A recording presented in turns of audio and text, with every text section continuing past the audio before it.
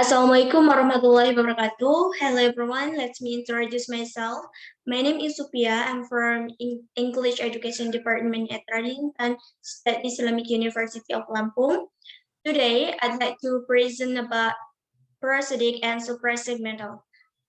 Well, the table of contents in this material. The first is stresses and tone, and then pitch and intonation and length. Okay, the first material about stresses.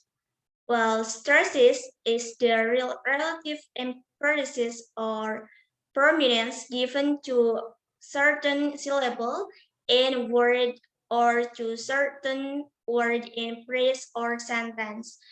Jadi, stresses atau penekanan yang diberikan pada suku kata tertentu dalam sebuah kata pada kata tertentu dalam frasa atau kalimat. Okay, for example, there are two stresses, and the first is stress on first syllable, like table, clever, and happy. On the table, this is stress on the first syllable, and clever, and then happy.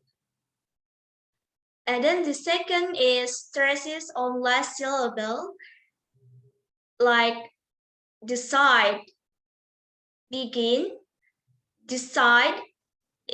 Side is stress on last syllable, and begin is stress on last syllable. Jadi contohnya itu pada penekanan awal kata, yaitu pada kata table. Nah, pada kata table ini dia terdapat penekanan pada suku kata T, T and A, and then clever. Kemudian pada penekanan di akhir syllable itu pada kata decide. Side di sini merupakan penekanan akhir. Kemudian ada begin. Di sini merupakan penekanan terakhir dalam kata, suku kata. Okay, the next is tone. Tone is expressed by your use of syntax, your point of view, your diction, and the level of formality in your writing. Okay, pada nada diekspresikan oleh penggunaan sintaksis, sudut pandang, diksi, dan tingkat formalitas dalam tulisan. Dalam sebuah cerita, hampir semua kata memiliki sifat yang dapat dibayangkan. For example,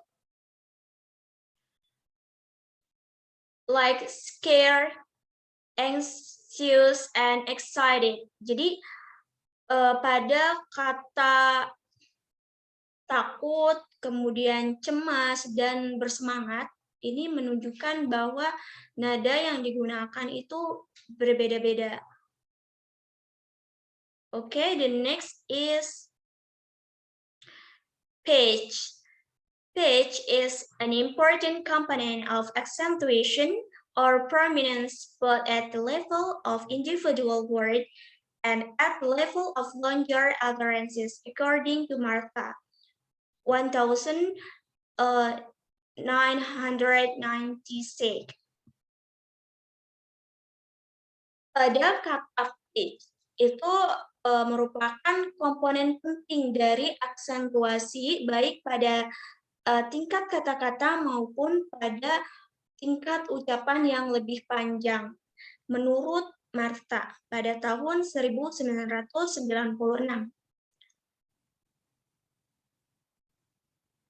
Pitch range is divided into three parts as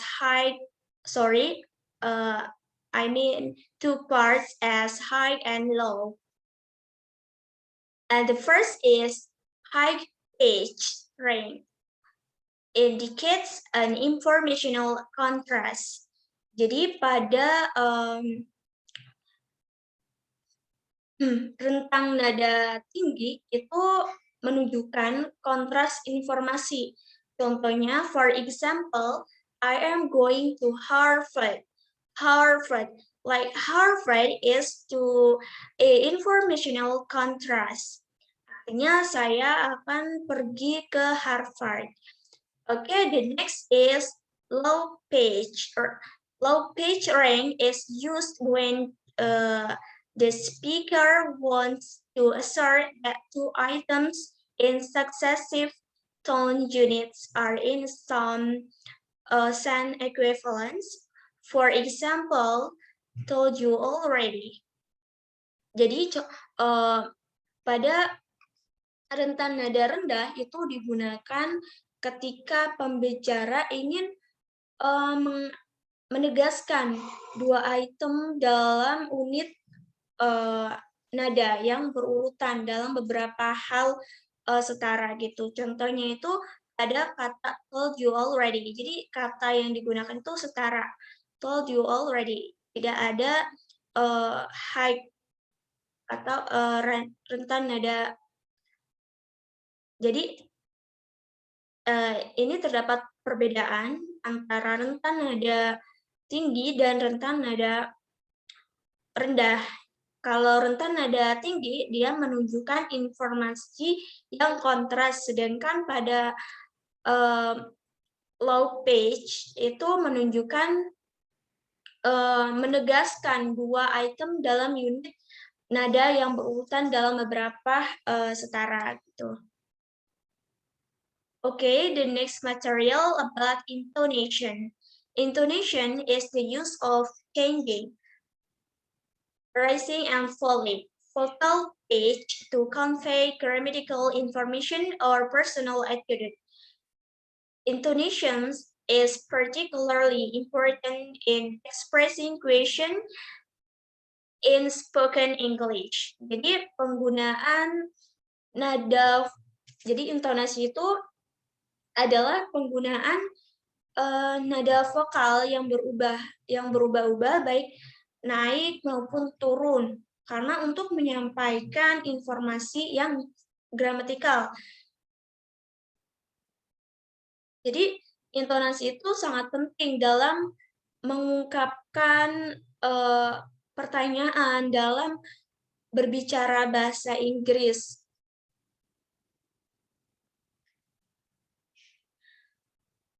The three main patterns of intonation in English are falling intonation, rising intonation, and full rise intonation. Well, the first is falling intonation. Falling intonation describes how the voice falls on the final stressed syllable of a phrase or a group of words.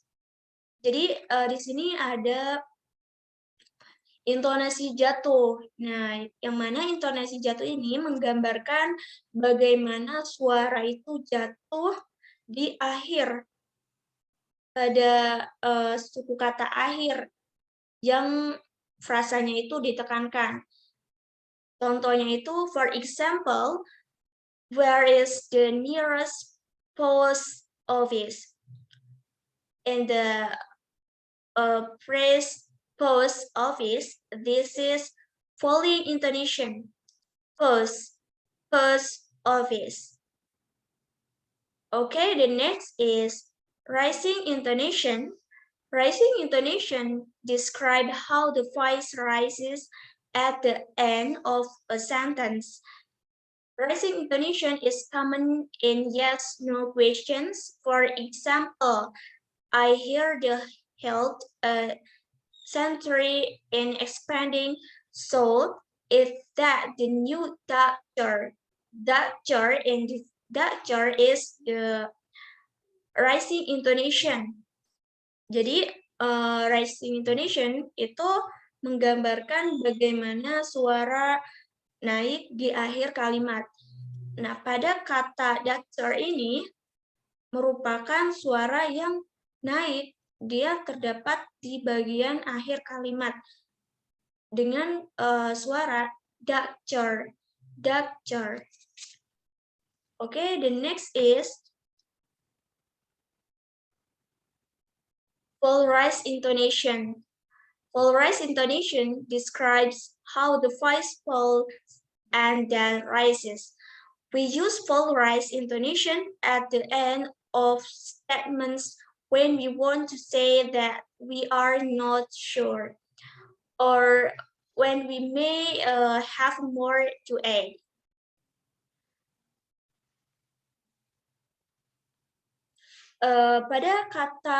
Pada intonasi naik turun itu menggambarkan bagaimana suara jatuh dan kemudian naik. Contohnya itu, for example, it's rained every day in the first week. First week.